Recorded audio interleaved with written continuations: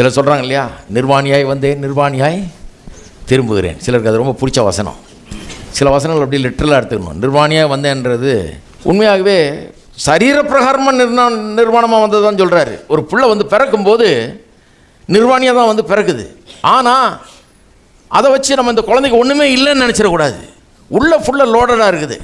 நாளைக்கு அது பெரிய டாக்டராக வரலாம், பிரைம் மினிஸ்டராக வரலாம், பிரசிடெண்ட்டாக வரலாம், பெரிய பெரிய பெரிய ஒரு கம்பெனி ஓனராக வரலாம், பெரிய ஆளாக வரலாம். நாளைக்கு அந்த குழந்தைக்குள்ளே என்ன இருக்குதோ, ஆனால் பார்க்கும்போது ஒரு உதவியற்ற ஒரு கிடக்குது அது இல்லையா.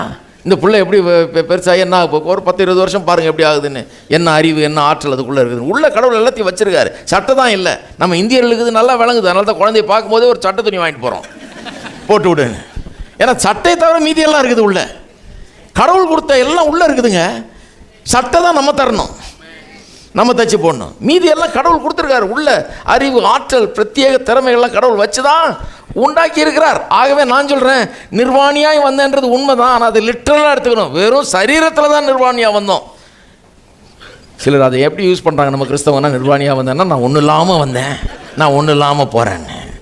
கிடையாது, நான் ஒன்றும் இல்லாமல் வரல. தாயின் கற்பத்தில் நான் இருக்கும்போதே கடவுள் என்னை குறித்து விட்டார், உங்களையும் குறித்து விட்டார்.